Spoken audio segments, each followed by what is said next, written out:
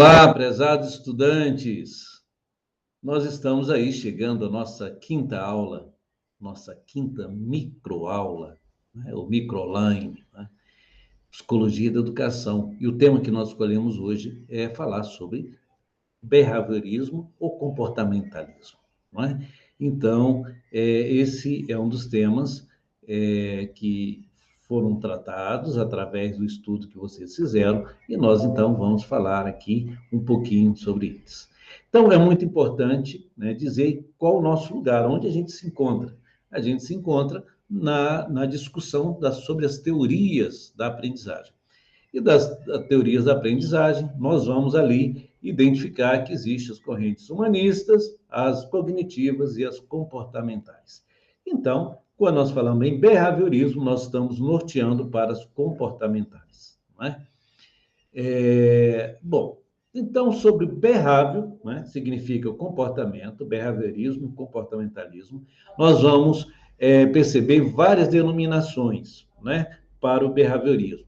Primeiro, né, ela é baseada na teoria do comportamento, ela faz uma análise experimental do comportamento. Então, só lembrando, né, que quando a gente buscou definir a psicologia, a gente estava definindo a psicologia como a ciência que estuda o comportamento humano e os processos mentais. Então, essas duas coisas juntas. O behaviorismo, ela então vai focar mais no comportamento, no que esse corpo é experimentado. Esse corpo é experimentado, né, a vivenciar o frio, experimentado a viver a dor, né, a fome, né? Então, que reações que esse corpo, né, sendo impactado, né, ele pode trazer como resposta a esse estímulo que ele recebeu. O estímulo de não ser querido, o estímulo de não ser alimentado, o estímulo de vivenciar o frio. Como é que responde? Então, o behaviorismo vai fazer essas amarrações. O objetivo, então, dessa corrente comportamental, né, é estudar o comportamento, e o comportamento é algo que eu posso observar. Eu lembro quando, só voltando, esse conceito que nós fizemos de forma muito sucinta, muito leve, em que a psicologia é a ciência que estuda o comportamento humano e os processos mentais, né? Então, muitas vezes, né, quer dizer, aquilo que eu penso, aquilo que eu faço a leitura de mundo, aquilo que eu observo, às vezes fica comigo, às vezes não é transposto para uma realidade, eu não demonstro isso. Então, quando eu passo a ação do meu pensamento, não é? Eu tenho aí um objeto que pode ser mensurado, né? Então, só dizer, né, que eu estou numa câmera de ar frio, né, que eu estou sentindo frio, né, eu tenho que realmente falar, poxa, mas aqui está muito frio, o ar-condicionado está, né, tá muito elevado, enfim, eu denuncio um pouco, né, o que está acontecendo comigo, com o meu corpo, eu falo, né, eu procuro me proteger, eu procuro me agasalhar, então, o corpo, né, estudar o comportamento, porque o comportamento ele é observável, ele é mensurável e eu posso controlar, né? Eu posso controlar. Olha, diante de tal temperatura, eu vou sentir assim, né? Então, eu tenho que me preparar para isso. Bom, os métodos de estudos, né, são experimentos que eles podem ser controlados e podem ser reproduzidos, porque cada um tem uma percepção, cada um sente o que é calor, embora a gente saiba que todos estando num determinado, no Rio de Janeiro, no mês de janeiro, normalmente ali 45, quase 50 graus, né? Todo mundo sente aquele mal-estar. Mas quem já mora lá, de uma certa forma, não sente tão mal-estar quando alguém sai de uma outra região para ir para lá. Então, o que nós vamos perceber é que os experimentos eles podem ser controlados e reproduzidos, né? Podem ser observados para todos. Os behavioristas eles foram os principais estudiosos, né, da aprendizagem em humanos e animais. Então, as primeiras observações foram animais, foi em cachorro, foi utilizando os pombos, né? E aí a gente vai entender que alguns deram contribuições fundamentais, né? Assim, para esse entendimento das reações comportamentais. Eu cito aqui os três, né, principais, o Pavlov, o Watson e o Skinner, né? E já a gente traz aqui, vocês estão vendo aí, clicando importante, importante, porque possivelmente eu estou respondendo uma das questões do exercício de vocês, porque o homem não é livre, não é? Então, o homem não é livre, ele é sim condicionado pelos estímulos do meio ambiente. Assim pensam os behavioristas. Então, eu respondo a estímulo do meio ambiente. Se eu respondo agressivamente, porque o meio ambiente, não é, ele realmente vem me estimulando, não é, a ser uma pessoa não pacífica, mas eu estou sendo estimulado a vivenciar isso de forma agressiva. Então, o homem não é livre, sim condicionado pelos estímulos no meio ambiente. Pavlov, então, ele vai falar sobre o condicionamento respondente. John Watson vai trabalhar sobre o condicionamento respondente também. E o Skinner, que faz a mudança, que vai trabalhar sobre o condicionamento operante. Quais as principais diferenças, então, entre esses três, professor? Primeiro, o Watson vai dizer que o homem é produto do meio. O homem é produto do meio. Então, ele está ali, o meio em que ele foi produzido, o meio em que ele foi construído como sujeito, propiciou que ele fosse aquele sujeito que pensasse daquela forma, reagisse daquela forma. É muito interessante se a gente começa a identificar, então, quem mora na periferia, você já coloca um estereótipo, né? Então, quem mora ali na periferia, então tem esse comportamento. Quem mora na Zona Sul, né, vai ter esse comportamento. Então, ele vai dizer que o homem é produto do meio. Pavlov vai dizer o seguinte, não, a aprendizagem ela acontece por meio de condicionamento clássico, né? Então, por exemplo, quando ele vai associar aquela questão da salivação, né? Quando bate uma sineta, né? O cão vai mencionar aquele alimento que ele sempre recebia toda vez que tocava um sino, tinha um pedaço de carne para ele. Então, mesmo que não tenha um pedaço de carne, quando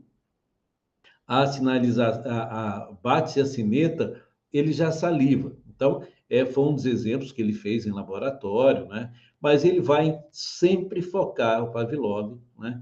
É que nossa aprendizagem é feito por meio de um condicionamento clássico. Quer dizer, a gente não é só produto do meio. Eu posso estar num determinado meio e posso ser condicionado a responder de forma diferente, né? E o Skinner, então, ele vai falar que o comportamento é estabelecido com base naquilo que o ambiente fornece, mas também nas condições ambientais. Esse mesmo repertório, então, não só o meu comportamento se baseia no que o ambiente fornece, mas também são dadas condições ambientais para que eu possa atuar, né, de forma diferente, eu possa modificar esse comportamento. Então, essas principais diferenças entre esses três estudiosos. O que nós vamos entender, basicamente, então, colocando ali entre o Watson e o Skinner, né, que nós vamos entender que existe uma análise do comportamento, ela se divide de uma forma mais metodológica, que é o caso de Watson, né, que ele propõe sempre um comportamento respondente, eu sempre respondo ao meio, porque ele vai dizer que o homem é fruto do meio, resultado do meio, não é? E o Skinner, ele já cria uma nova abordagem que propõe o comportamento operante, que não, eu posso alterar, eu posso fazer com que esse comportamento, que o meu comportamento seja alterado, que esse ambiente, né, seja respondido de uma outra forma. Então, o que nós vamos perceber entre os dois é que um vai criar, né, o behaviorismo metodológico, né, baseados nos comportamentos reflexos, quer dizer, pensamentos, emoções, e o Skinner, o behaviorismo radical, que vai trazer não só mais aquele comportamento respondente, mas um comportamento operante, em que os pensamentos e emoções, eles são respeitados. Já o Watson, ele aborda o pensamento e as emoções de uma forma quase que zerada. Se você não tem, né, o seu sentir, o seu fazer, não é? Ele é totalmente condicionado. Então, ele às vezes não acontece, né? Já o Skinner vai valorizar os pensamentos e as emoções. Então, só voltando para a gente, de forma visualizar isso, sobre, por exemplo, a questão do condicionamento clássico, né? Então, o Skinner coloca lá, né? Então, pega lá o cachorrinho lá, que nós vamos chamar vamos dar um nome para ele, né? Vamos chamar de Pavlov, né? Pavloviano, né? Então, o cachorrinho aqui, ele recebe um estímulo, né? Um estímulo que é uma carne. Então, ao ver a carne, um pedaço de carne, ele normalmente saliva. Então, vai se associar sempre esse pedaço de carne a uma sineta, que é um estímulo neutro, ele não come o sino, mas toda vez que o sino toca, ele já vai associar, tem como resposta que sempre vai ter um pedacinho de carne. E vai, então, identificar que já sem a carne, mas só a sineta tocando, que é um estímulo condicionado, né? Porque ele já condicionou, toda vez que eu ouve a sineta, tinha uma carne, mesmo que não tenha carne, vai salivar. Então, ele vai dizer que os comportamentos reflexos, aquilo que meu organismo responde, é inato, né? Já o Watson, ele vai estudar o comportamento entendido como resposta observável diretamente e explicável como resposta do organismo às modificações que acontecem no ambiente, né? E ele vai chamar isso de estímulo, né? Então, esse S aí, que representa estímulo, são modificações dos aspectos do meio, aquilo que estimula, né? Então, uma ventania estimula uma ventania, uma frente fria, estimula que eu tenha como resposta colocar uma blusa de frio, né? O Watson foi um pouquinho mais à frente, por isso, quando a gente fala a questão dos pensamentos e emoções, que ele desconsidera isso, quando ele trouxe e chegou a fazer esse experimento, que foi muito criticado, e é muito criticado, mas ele dizia: daí uma dúzia de crianças sadias, bem formadas, em um ambiente de acordo com as minhas especificações, que garanto que eu poderei tomar qualquer uma ao acaso e treiná-las, para que se torne qualquer tipo de especialista. Para que seja um médico, um advogado, um artista, comerciante executivo, mendigo ou mesmo um ladrão, independente de suas inclinações ou tendências, talentos, habilidades, vocações de raça e seus ancestrais. Porque ele vê a predominância do ambiente em relação ao sujeito. Então, eu crio um ambiente e esse sujeito, essa pessoa passa a responder de acordo com o condicionamento daquele ambiente. Então, já o professor Skinner, né, ele afasta dessas duas proposições, né, e entende que por comportamento, as relações do organismo com o ambiente, né, então não só do ambiente em relação ao organismo, e é expresso pela tríplice contingência de reforçamento. Quer dizer, o ambiente em que se encontra o homem determina e constrói características que serão particulares de cada um. Então, ele tem um estímulo, ele tem uma resposta, e a resposta dele leva a um outro estímulo, né? Então, estímulo, resposta e estímulo, né? Então, essa é a tríplice contingência que ele fala de reforçamento, né? Que ele vai depois trabalhar com, né, condicionamento respondente. Então, o condicionamento operante é muito importante vocês identificarem isso. O condicionamento operante são aprendizagens que associam comportamento às suas consequências. Atenção, olha só isso aí. Condicionamento operante, aprendizagem que associa o comportamento as suas consequências. Para Skinner, as consequências dos nossos atos podem ser reforçadoras ou podem ser punitivas, a depender dos resultados que produzem. Então, os meus atos, né, posso levar a um comportamento que seja prazeroso, né, mas que ele ou possa ser um comportamento também punitivo. Por reforço, se entende qualquer consequência de um ato que aumente a probabilidade de ocorrência de um comportamento. Então, na sala de aula, né, a gente vai perceber isso, né? O aluno que sobe na carteira, empurra o colega, né? Se ele não tiver ali, né, uma resposta mais rápida, né, uma intervenção mais rápida sobre o ato que ele fez, ele pode entender que esse é um ato comum e pode continuar a fazer esse tipo de comportamento, de empurrar, de subir na carteira, né, de vivenciar um processo de indisciplina, né?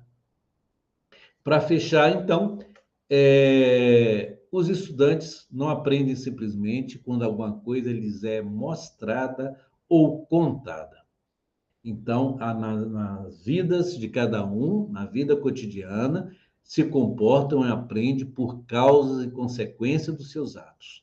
Então, se a criança fez uma transgressão, um ato indisciplinar e não foi alertado, a tendência é que ele continue fazendo porque aquilo deu certo de uma certa forma, embora esteja uma forma nociva, né, que compromete o outro, né, que compromete a relação com o outro. Então, um bom aprendizado é exatamente esse, né? Não é só quando uma coisa é mostrada ou contada, é quando o meu corpo vivencia esse processo de aprendizagem, né? Quando meu corpo é limitado, não é? As crianças lembram porque foram reforçadas para lembrar o que viram e ouviram, não é? Então, dessa forma, a gente traz aqui como exemplo, dentro do campo educacional, né, esses aspectos que foram abordados, né, na aula de hoje, quando a gente trouxe essa discussão do behaviorismo e do comportamentalismo, que é a mesma coisa. Behavior e comportamento são palavras sinônimas.